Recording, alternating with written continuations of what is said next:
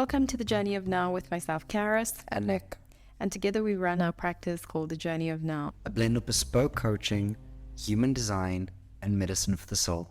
So this season we're focused on a non-BS approach to spirituality, self-development, and expansion of the self in the most holistic and sustainable ways possible. Helping you cultivate presence, step into your power, and dive into possibility. Welcome to your Journey of Now. Hey everyone, welcome back to the Journey of Now with Nick and Karis. And we wanted to just bring you into a conversation that we've been having quite often with our clients, and it's a conversation revolving around frustration and overwhelm and this need to continuously pursue and control and to create and then rinse and repeat this process.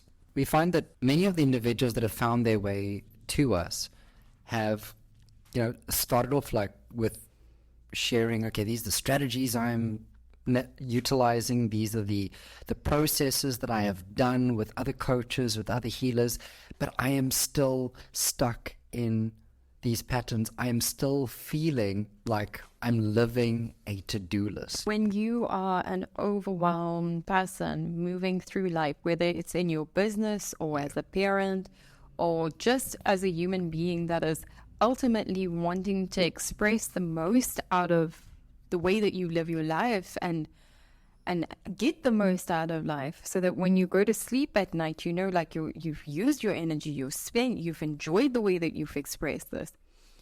If you're someone that is overwhelmed by that whole process, anything to do with self-development, spirituality, or even healing per se, is another thing that you need to do.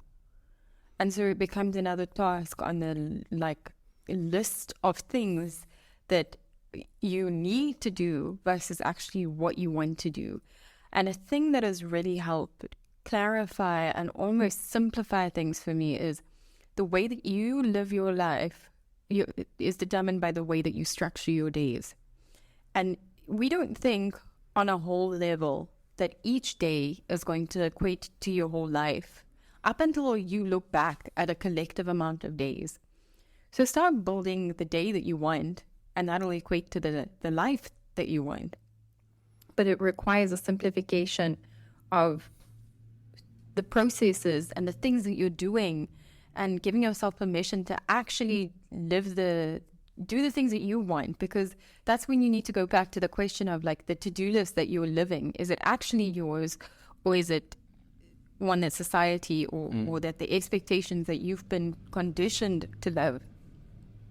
Yeah, which one are you living? And are you just deploying a strategy for the sake of that? And what is the outcome of that to-do list? Is it the quick dopamine fix to say that I've gotten all these things done, and because I've gotten all these things done, now I have had a successful day, I have been a good person, a good parent, a good business owner, and I've worked out, I've looked after myself, I've given my family 45 minutes, I've had only one cup of coffee today, I've gone to bed at 10:15. Great. Fantastic. But as much as, and I love what you're saying there, really planning out your day. And this is not a foreign notion. Mm-hmm. But if you're just planning out your day, which you probably are, and you're going in with that mindset of it's a to-do list, you're just ticking shit down. You're actually not living. You're not being present in the process.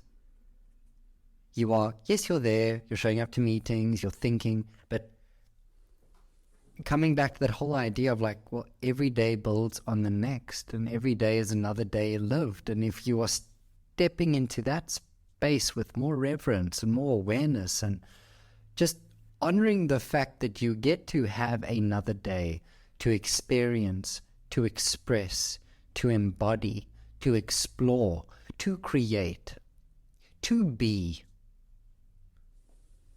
to stretch out in a different way, to make a different choice. That's when you start tapping into something deeper than the to-do list. That is when you start recognizing the texture of the paper, the pen that you are holding, the weight of your body on your chair, that deep breath of air that you first have in the morning, that's like, wow, fuck, I'm alive, I'm awake, I exist, I'm here. I get to do, I get to express, I get to be mom, I get to be dad, I get to be a business owner, I get to create, I get to try something new, I get to possibly learn something, but I also get to savor the stillness, to savor the individuals and the things that I get to explore and express throughout my day.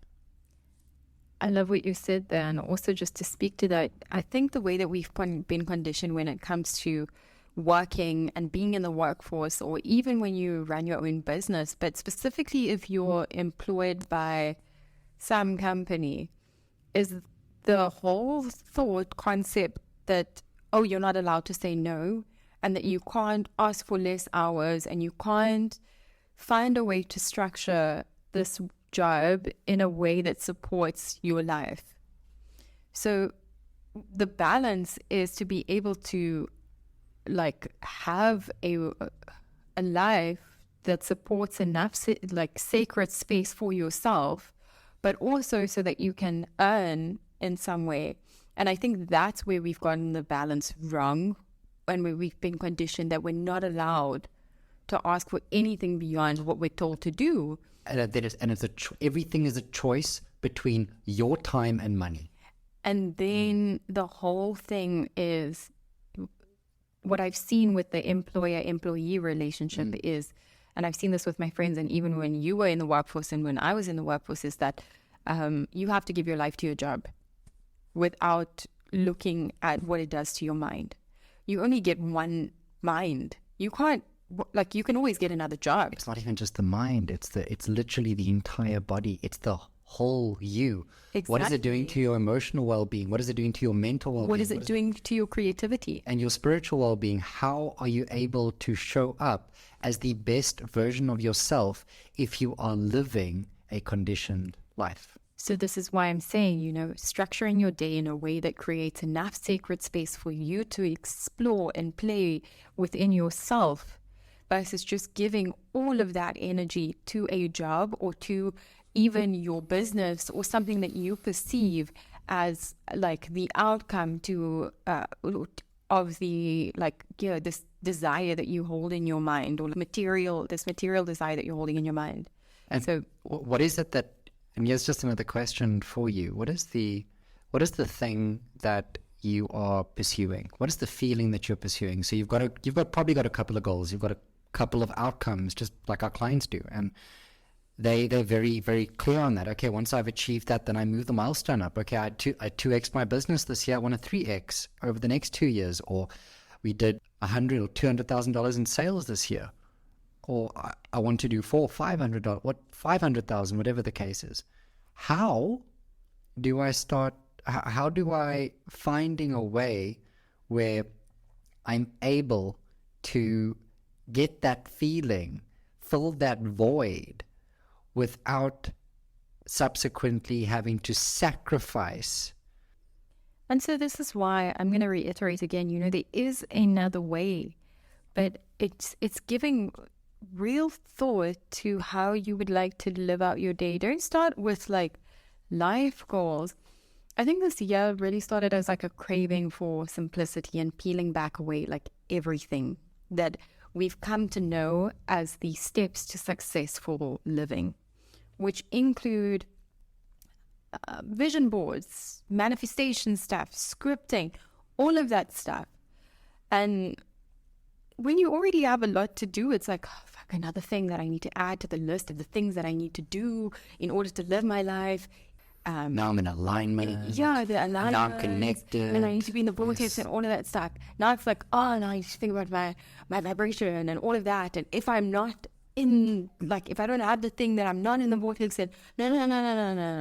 And on this day, because astrologically speaking, this and this and this and this is happening. This is the portal. This is I have to do this. And at the end of the day, you are then giving power away.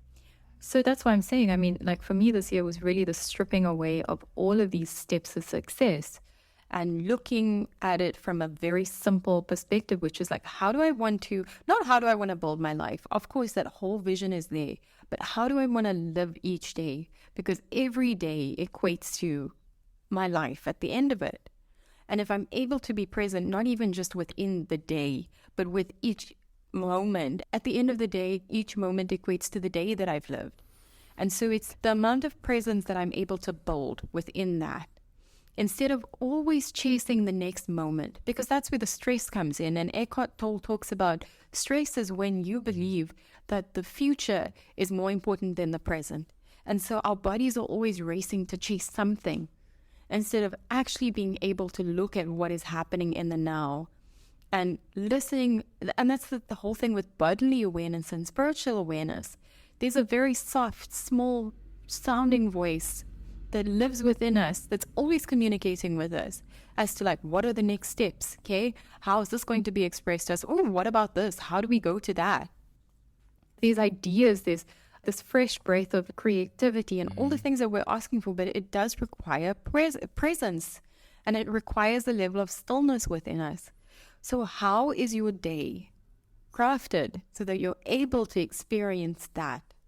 And because that's you're running to go and chase everything else and thinking that you're going to find what you're seeking within vision boards and manifestations and scripting goals and outcomes. Exactly. But where? Because I know that now when I look at my days, and this has been a recent thing for me, but if I look at the sweetness of how I go to bed at night, and the gratitude and the satisfaction that I don't even have the words to describe that satisfaction of like, oh, fuck, it's been such a good day.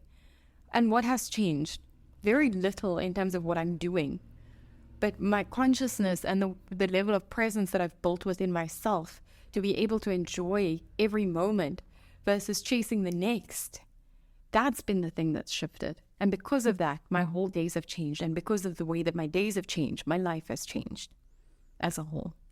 So with that being said, just take that in and just look at how you're living your days and know that your life is a journey. It is not an outcome-based process.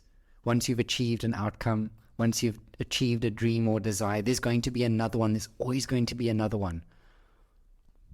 But the only thing that you can guarantee as you're pursuing that next outcome or milestone is the moment that you are in now. So value it, tap in, tune in, turn on with more intention, more presence, and awareness for where you are in this moment. You're already there. You're already doing it. It's just the acknowledgement of that and validating it and just saying and expressing the gratitude for all of that. I'm sending you love. Have a good week. And until we see you again.